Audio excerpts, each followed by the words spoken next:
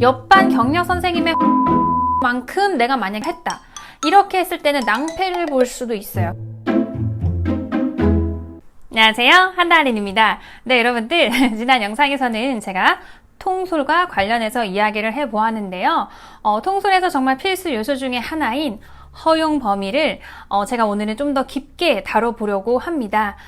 이거는 굉장히 중요한 요소이고 제가 초임 선생님들과 메이트를 많이 해봤어요. 근데 선생님들이 항상 이제 수업이 끝나고 나서 아이들 다 보내고 저한테 항상 고민을 털어놓을 때 이야기를 들어보면 이 허용 범위를 잘못 설정한 경우가 굉장히 많았어요. 그래서 제가 선생님들께 물어보죠. 선생님 근데 뭐 때문에 그렇게 허용을 했어요? 또는 뭐 때문에 그건 안 된다고 했어요? 이렇게 물어보잖아요. 그러면 선생님들 대답이 거의 비슷해요. 그거 될 것 같아서요. 너무 귀엽게 얘기를 해가지고 제가 흔들렸어요. 뭐 이렇게 얘기를 한다거나 또는 그거는 그렇게 하면 다칠 것 같아서요. 막 이런 식으로 얘기를 했어요. 근데 굉장히 좀 모호했어요. 그들이 뭐 때문에 그런 기준에서 정한지 잘 몰라요. 어쨌든 간 초임 저경력 선생님들에 있어서 허용 범위를 정하는 것은 굉장히 중요하고 혼란스러울 수 있기 때문에 오늘은 제가 허용 범위에 대해서 깊게 다뤄보도록 할 텐데요. 아마 영상이 길어질 것 같아서 저는 이 허용 범위에 대한 영상을 두 영상으로 나눠서 갈 거예요. 크게 세 가지로 나눠서 제가 이야기를 드릴 건데요. 첫 번째는 허용 범위에 대한 기준선의 변화, 그 다음에 두 번째는 잘못된 허용 범위 설정에 따른 결과는 어떻게 오는지에 대해서 이야기를 해보고 마지막 세 번째는 여러분이 궁금해하시는 적절한 허용 범위를 어떻게 정하는지에 대해서 이야기를 해보도록 하겠습니다. 네, 그 첫 번째는 허용 범위에 대한 기준선의 변화입니다. 솔직히 저는 오랜 기간 동안 허용에 대해서 별로 많이 생각하지 않고 지냈었어요. 그냥 요 정도는 당연히 열어줄 수 있고 요 정도는 하면 안 되지 라는 생각을 많이 가지고 지냈거든요. 그런데 요즘 선생님들을 보면 어디까지를 내가 허용해야 되지에 대해서 굉장히 혼란스러워하는 모습을 제가 볼 수 있었어요. 그것은 제가 잘하고 그 선생님들이 잘 못해서가 아니에요. 그게 아니라 지금은 교육의 흐름이, 상황이 선생님들이 허용에 대해서 생각하는 것조차 혼란스러울 수밖에 없는 그런 상황이 되었다는 뜻이에요. 왜냐하면 저 같은 경우에는 주제중심 교육과정을 오랫동안 했어요. 그렇기 때문에 거기에서는 솔직히 말해서 그때도 유아 주도, 유아 중심으로 가야 된다 뭐 이런 말을 많이 하기는 했으나 그래도 주제 중심이기 때문에 교사가 주제에 대해서 계획한 거를 어느 정도 끌고 나갔어요. 아무리 잘하는 원이라고 할지라도, 아무리 유아 중심 원이라 할지라도 제가 봤을 때는 교사 유아가 이렇게 비율을 50대 50으로 나눠서 이끄는 정도? 그 정도였는데 지금은 완전히 놀이 중심은 아이들 쪽으로 이렇게 쏠리게 이렇게 바꿔라 하고 있는 상황이죠. 그래서 주제 중심에서는 어느 정도의 틀이 나왔기 때문에 교사가 허용 범위도 어느 정도 나왔어요. 그렇지만 놀이 중심에서는 다르죠. 그리고 또 하나, 여러분들은 놀이 중심에 대한 교육을 많이 받으셨고 관심이 정말 많으시고 공부도 많이 하셨을 텐데 그렇다면 더더욱이 허용 범위는 혼란스러워집니다. 여러분들이 어떤 지침서나 이렇게 나와 있는 것들을 보면 거기에 모범 사례라고 나와 있는 것들을 보잖아요. 그러면 거기에는 아이들이 원하는 무언가에 대해서 선생님들이 아주 무한정으로 허용해주는 듯한 그런 사례들이 굉장히 많이 나옵니다. 그리고 은연중에 이렇게 말하고 있죠. 아이들이 원하는 대로 자유를 주고 하도록 하면 거기에서 창의력이 생기고 새로운 놀이가 피어납니다. 라고 은연중에 우리 귀에다가 속삭이고 있어요. 이거는 정말 그냥 쉽게 속삭이는 거지만 너무너무 어려운 일이고 그리고 자칫 잘못 들으면 아이가 원하는 것에 대해서 마치 우리가 어떤 제한을 두면 안 될 것 같은 느낌을 줘요. 그리고 요즘 평가나 뭐 그런 것들을 보면 아이가 뭐 놀이 속에서 어떤 거를 툭 하고 던졌는데 교사가 어떻게 그것을 수용하는지 그것에 대해서 굉장히 중점적으로 본다고 제가 들었고 실질적으로 그런다고 저도 교육을 받았어요. 근데 이것을 잘 파헤쳐 보면은요 대부분은 그렇다면 선생님은 그 아이가 말하는 그것에 대해서 어떤 방식으로 수용하는지를 보는 거라고 볼 수가 있겠죠. 그러면 선생님들은 이거는 아이가 말하는 거에 대해서 허용을 해야 된다라고 그렇게 인식하는 경우가 당연히 클 수밖에 없겠죠. 그리고 이런 흐름을 선생님들의 머릿속에 아이들이 원하는 것은 무조건 허용을 다 해야지 라는 생각이 들게 만듭니다. 그리고 또 하나는 놀이 중심에서는 어찌됐든 간 뭐든지 정해져 있지 않잖아요. 그래서 어디에 맡기냐? 모든 것은 교사에게 다 맡겨버려요. 일지를 어떻게 쓰던가, 계획안을 어떻게 쓰던가, 사후계획안을 어떤 식으로 하는가, 그리고 아이들한테 어느 정도 수용하는가, 아이들한테 어느 정도 제한을 두고 어느 정도 허용을 하는가, 이런 게 정해져 있지가 않아요. 주제 중심에서는 어느 정도 틀이 있었다면 놀이 중심에서는 선생님의 능력에 모든 거를 맡길게요. 아이들한테 맞춰서 각반의 그 스타일에 맞춰서 하세요. 이렇게 얘기를 해버리죠. 그렇기 때문에 초임과 저경력 선생님들은 당연히 혼란스러울 수밖에 없어요. 왜냐하면 본인이 판단을 해야 되거든요. 그래서 이거는 될까? 저거는 안 될까? 이것에 대해서 아무런 어떤 이제 지침이라고 할까? 그런 게 없기 때문에 나한테 모든 것이 다 맡겨졌고, 그리고 그런 사례들에서는 허용을 해야 된다라는 식으로 어떤 이제 무언의 그런 속삭임이 들려오고, 그렇기 때문에 선생님들은 혼란스러울 수밖에 없고 허용 범위 정하는 게 당연히 모든 교사들에게 지금은 어려워졌다라고 저는 그렇게 생각을 합니다. 네, 어찌됐든 간 이런 와중에 여러분들은 학급을 운영해야 되기 때문에 어떤 허용 범위를 정하셨을 텐데요. 제가 앞으로 이야기할 두 번째 항목을 들으면서 본인의 허용 범위를 한번 점검해 보셨으면 좋겠습니다. 자, 두 번째는요. 잘못된 허용 범위 설정과 그에 따른 결과에 대해서 이야기를 해볼 텐데요. 너무 과한 허용을 했을 때, 그리고 너무 좁은 허용을 했을 때로 나눠서 이야기를 해보도록 하겠습니다. 너무 과한 허용을 하는 선생님이 굉장히 많아요, 사실은. 요즘엔 더더욱 많죠. 왜냐하면 이제 아까 앞서서 얘기해 드렸듯이 놀이 중심이기 때문에 아이들의 의견을 전부 다 수용해야 돼. 그리고 아이들을 존중해야지. 이런 생각이 아주 좋은 생각이죠? 좋은 생각이 깔려 있기는 하나, 그런 생각으로 많은 것들을 아주 많이 과하게 허용하시는 선생님들이 있어요. 그리고 선생님들의 스타일에 따라 이 과음을 허용했을 때 굉장히 이제 통솔하기 힘들어하는 그런 모습을 볼 수가 있었는데요. 자신이 뭔가를 허용했는데 아이들 통제가 안 되고 힘들다면 그거는 자기가 케어할 능력치 이상을 허용해버린 게 되는 거예요. 선생님들 잘 생각해야 돼요. 허용을 할 때는 여러분이 그 허용에 따라서 일어날 일을 감당을 할 수가 있어야 돼요. 여기서 핵심은 교사에 따라서 아이들 그 행동을 감당할 수 있는 그런 능력치가 다르다는 거예요. 완전 팩폭이죠, 여러분들. 팩폭인데 이건 사실이에요. 교사의 스타일에 따라, 성향에 따라, 그리고 교사의 지도 방법에 따라, 그리고 경력에 따라, 시야의 넓고 좁음에 따라서 아이들의 행동을 케어할 수 있는 교사의 능력치는 굉장히 달라요. 그래서 잘 보면은요, 경력이 많은 선생님은 오히려 허용을 굉장히 많이 해요. 왜냐하면 허용을 많이 해도 내가 그거를 케어할 수 있기 때문에 허용을 하는 거예요. 그런데 초임 선생님이 옆반 경력 선생님 보면서 저렇게 하셨네? 그럼 나도 똑같이 저걸 따라하면 되겠다 해서 옆반 경력 선생님의 허용 범위 정도만큼 내가 만약에 허용을 했다. 이렇게 했을 때는 낭패를 볼 수도 있어요. 그러니까 뭐 적당하게 적용이 됐을 수도 있지만 저는 낭패 본 선생님을 봤었거든요. 그래서 이제 놀이 중심에서는 다 똑같이 가네. 각 반이 완전 다 개인 플레이처럼 돼버리거든요. 그래서 옆반 선생님이 어떤 허용을 했다라고 해서 나도 꼭 저 정도까지 허용을 할 필요는 사실은 없어요. 선생님이 감당할 수 있는 선까지 허용을 해야 되는 거고, 그리고 내 감당치를 내가 알고 있어야 돼요. 네, 그래야지 적절한 허용을 할 수 있는데 어찌됐든 간 자신의 능력치 이상으로 허용하는 건 저는 과한 허용이라고 봅니다, 여러분들. 네, 여러분들 제가 앞서서 과한 허용에 대해서 이야기를 드렸는데요. 내가 하고 있는 이것이 너무 과한 허용인지는 그 결과를 보면은 알 수가 있습니다. 사실 그 과한 허용의 결과는 통솔이 안 되는 교사에게서 나오는 그 결과하고 같아서 제가 간단히 세 가지로 나눠서 다뤄보도록 할 텐데요. 첫 번째는 아이들 통제 및 통솔이 안 됩니다. 당연하겠죠. 네, 선생님이 허용 범위가 너무 넓기 때문에 아이들이 뭐 마음대로 해도 된다라고 당연히 생각을 하겠죠. 그렇기 때문에 통솔 통제는 당연히 안 되고 선생님 입장에서는 내가 너희들을 위해서 조금 힘들지만 이런 거를 허용을 해줬는데 결과는 아이들이 내 말을 안 듣는 결과로 오게 됩니다. 그 다음에 두 번째는요, 아이들이 굉장히 이제 위험한 상황에 많이 직면을 하고 많이 다치게 됩니다. 이제 선생님이 허용하는 패턴을 보면서 아이들이 요 정도는 될 것 같다라고 생각을 하는데 점점 위험한 행동을 많이 해요. 아이들의 그 발달과 맞지 않는. 그렇게 되면 당연히 많이 다치게 되겠죠. 조금 더 와일드해지기도 하고 자기 마음대로 행동을 하기 시작합니다. 네, 그렇게 되면은 이제 주변 아이들도 영향을 많이 받아서 많은 아이들이 이제 교실에서 뛰어다니고 어디 올라가고 하면 안 된 행동들을 한다거나 그런 거를 마음대로 하게 돼요. 그러면 많이 다치죠. 그리고 아이들이 집에 가서 이런 걸 말하잖아요. 그러면 어떻게 될까요?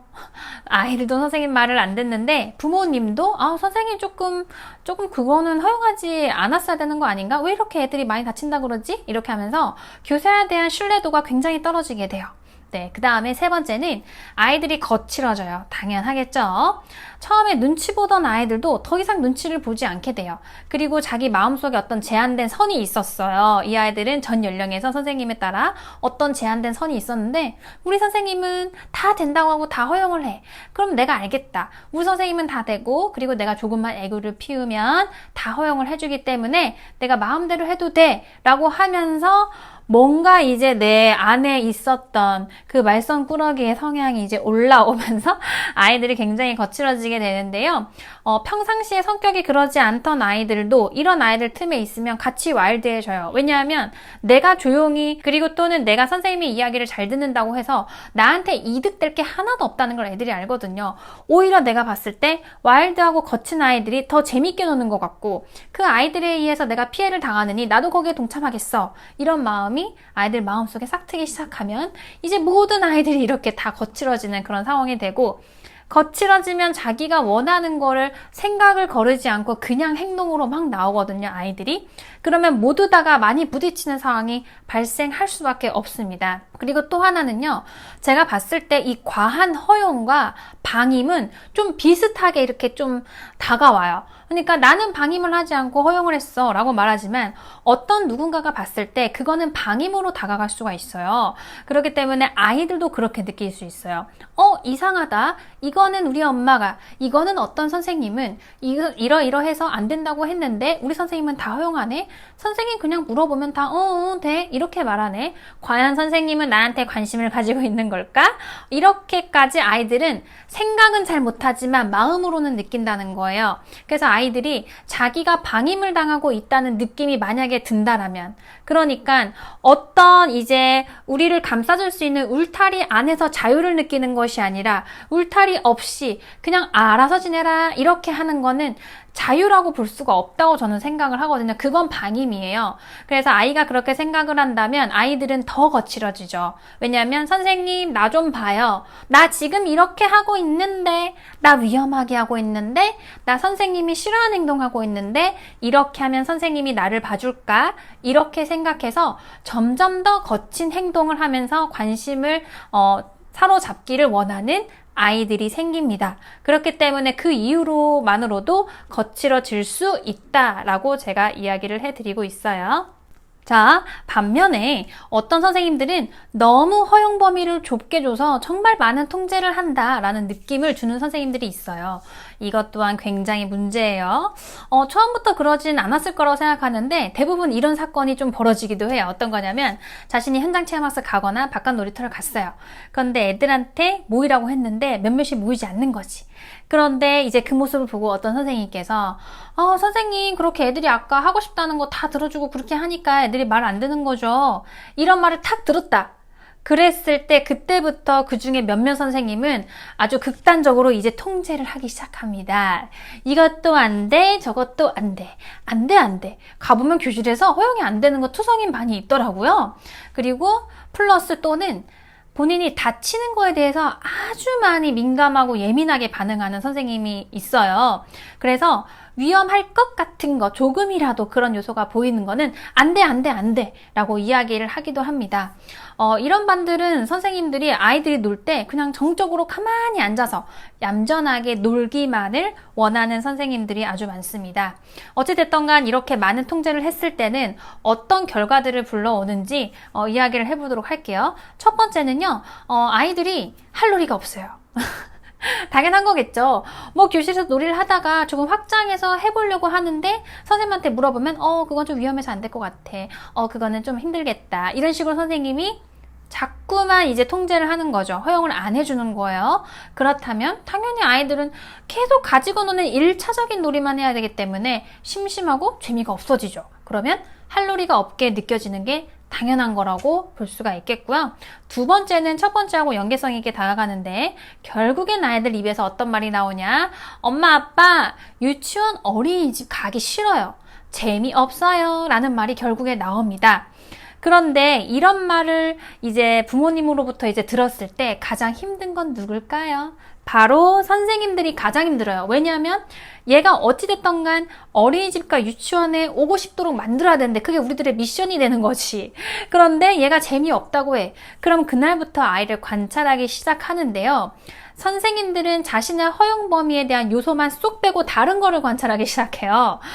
친구와의 관계선 어떤지, 어떤 놀이를 하는지 이런 것들만 많이 관찰을 하죠. 그런데 사실은 그 원인은 그 아이를 둘러싼 가장 기본적인 환경인 그 아이가 하고 싶은 것에 대해서 통제를 덜 하고 허용을 했는가에서부터 올 수도 있다고 저는 봐요. 그래서 만약에 그런 얘기를 들으면 물론 친구 관계도 관찰해야 되겠지만 내가 혹시나 아이들한테 너무 많은 통제를 하고 있는 건 아닌지, 그래서 아이들이 재미있는 놀이를 할 수 있는데 그거를 확장하지 못하도록 하는 게 아닌지 자신을 좀 점검해 볼 필요가 있다라고 봐요. 그 다음에 이제 세 번째는요, 아이들이 창의적으로 사고하지 못합니다.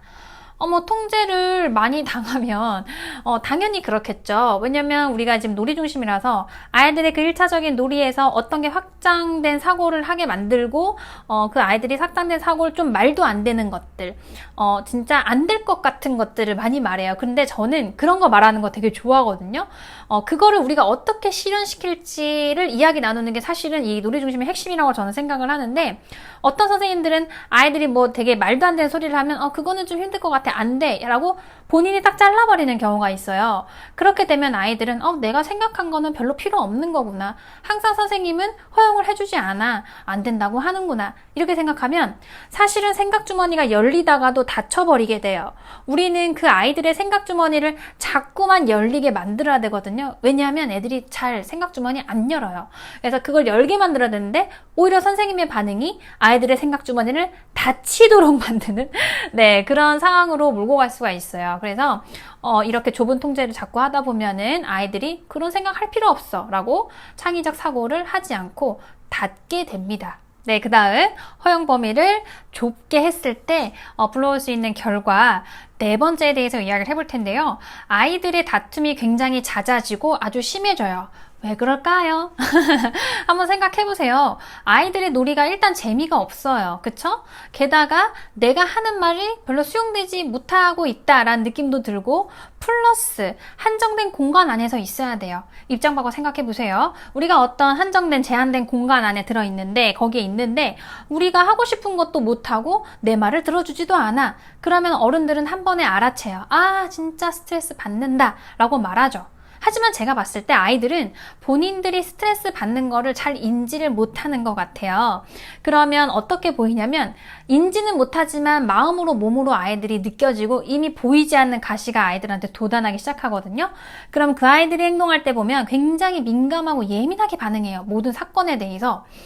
그래서 그냥 지나갈 수 있는 일인데 이미 내 몸이 다 민감해져 있기 때문에, 마음에 고슴도치처럼 가시가 돋아있기 때문에 친구가 지나가다가 툭 하는 것도 진짜 짜증나고 화가 나는 거예요. 그리고 어떤 말을 나한테 툭 했을 때 그거 그런 거야 라고 넘어갈 수 있는데, 너 왜 그렇게 말해? 이렇게 하면서 짜증과 화로 표출되는 경우가 많아요. 그러면 그 아이만 그렇게 화내냐? 상대편 애도 화내요. 화는 화로가 봐줘. 아이들은 좀 거의 그러거든요. 그래서 그랬을 경우에 이제 다툼이 굉장히 많이 생기게 되는 건 정말 당연하다라고 볼 수가 있습니다. 여러분들, 제가 오늘은 허용에 대해서 앞선 두 가지 사항에 대해서 이야기를 해보았어요. 다시 한번 정리를 해보도록 할게요. 첫 번째, 허용 범위에 대한 기준선의 변화에서는 놀이 중심에 의해 선생님들이 허용 범위가 각자 정하기 나름이기 때문에 이에 대해 혼란스러워하는 것은 당연합니다. 라고 제가 이야기를 드렸어요. 그리고 두 번째, 잘못된 허용 범위 설정에 따른 결과에서는 너무 과한 허용과 너무 좁은 허용에 따른 결과에 대해 이야기했습니다. 너무 과한 허용의 결과로는 첫 번째, 아이들 통제 및 통솔이 안 된다. 그 다음, 위험한 상황이 많이 발생하고 다친다. 아이들이 거칠어진다. 반면 너무 좁은 허용의 결과는 아이들이 할 놀이가 없다. 결국엔 아이들의 입에서 유치원 어린이집이 재미없다라는 말이 반드시 나온다. 창의적으로 사고하지 못한다. 아이들의 다툼이 심해진다. 네, 여러분들 오늘 영상을 보시고 여러분들이 허용치에 대해서, 허용 범위에 대해서 점검해보는 시간을 가져보셨으면 좋겠고요. 허용 범위만 잘 정해도 아이들 통솔이 훨씬 쉬워져요. 그렇다면 도대체 어떻게 적절한 허용 범위를 정하냐고요, 선생님. 저는 그게 궁금하다고요. 이렇게 얘기를 하고 있죠? 네, 그 영상은 바로 다음 영상에서 제가 조금 더 자세히 이야기를 해보도록 하겠고요. 오늘 영상도 도움이 되셨다면 좋아요, 구독을 꼭 눌러주세요. 그럼 우리 다음 영상에서 바로 만날게요. 안녕!